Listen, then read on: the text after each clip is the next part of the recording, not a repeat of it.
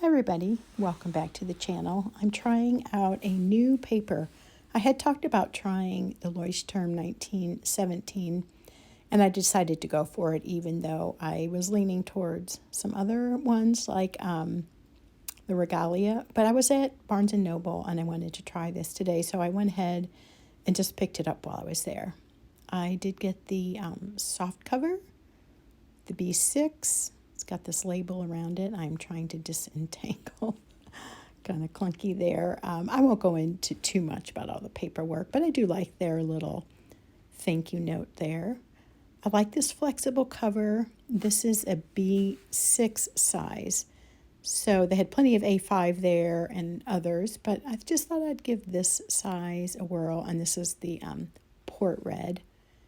The little papers there just show you the different sizes they have. They encourage writing and creativity, just little doodaddy stuff you can look at when you want to, but we don't need to spend a lot of time with that. Just wanted to show you what's included. There's also this section at the very beginning that's like an index, like you find in other notebooks. Specifically in the Regalia, they have that, but I'm sure others have it as well. This paper is sort of an off-white, maybe a creamy color. It's soft back, flexible, so you can bend it open. I don't know that it really stays open well on its own. I'll have to play around with that. So I'm using some clips, as you can see, and bending the spine just a little bit. I'm going to be using Ackerman Deepwater Blue, Diamine Ancient Copper. These are the ones I have currently inked. Monteverde Jade Noir and Noodler's Marine Green. I kind of am on a green kick here with St. Patrick's Day coming up, but not all my selections are green because I would get too tired of that. So I have about 4 pens, 4 or 5 pens with 4 inks going. So starting out, just doing these little drops. I found out you can just take a little paintbrush and just put some drops, and I'm using a lid to a soda bottle to make a smaller circle swatch of the color. They kind of end up looking like eyeballs in a way. It's kind of funny, but it's working and it's not too big. It's not taking up too much space. I did kind of want to get it all on this one sheet to start out with.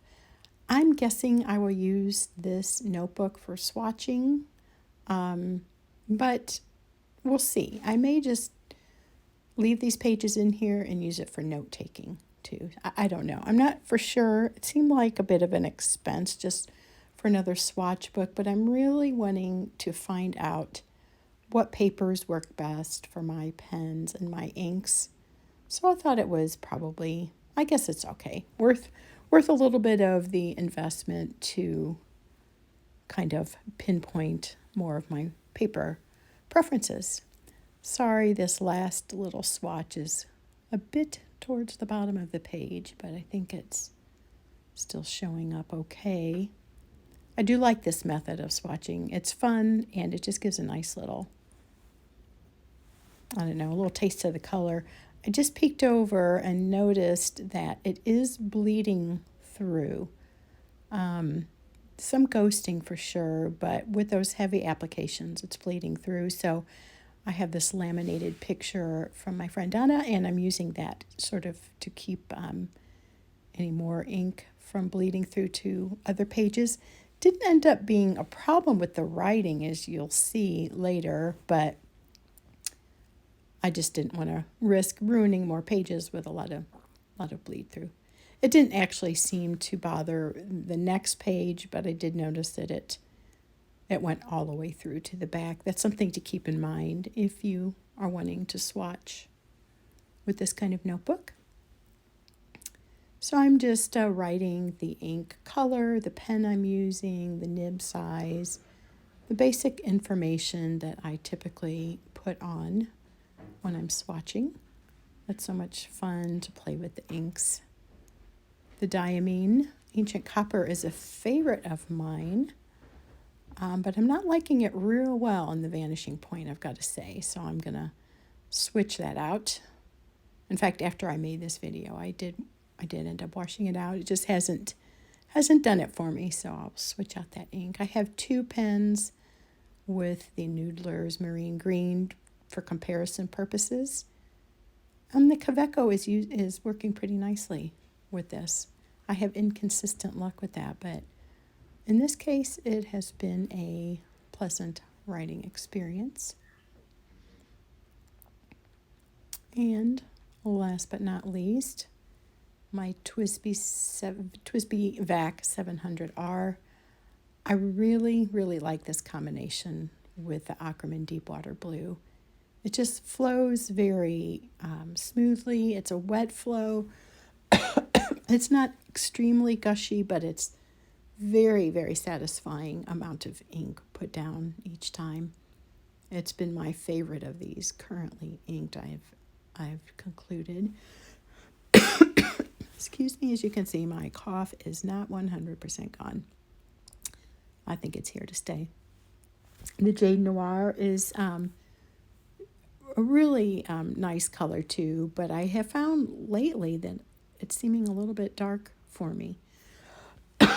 I'm kind of liking the lighter greens. So again, the bleed through, I did make note that it was a heavy ink application just so I could remember. All the others wrote so nicely.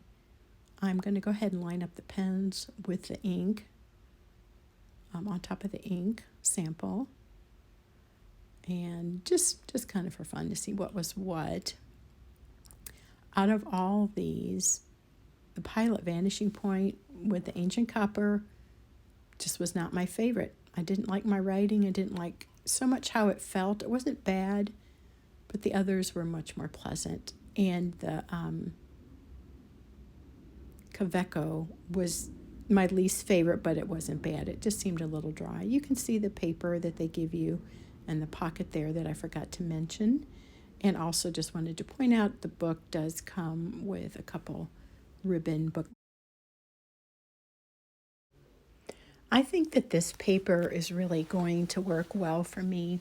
It doesn't have a lot of coating to it, but it's not draggy. It seems a little more absorbent, but it really seems to work well with most of my inks so far. I think I'll have fun experimenting more. Thank you for watching. I hope this was informative and helpful for you, and perhaps you would like to try Leuchtturm 1917 too.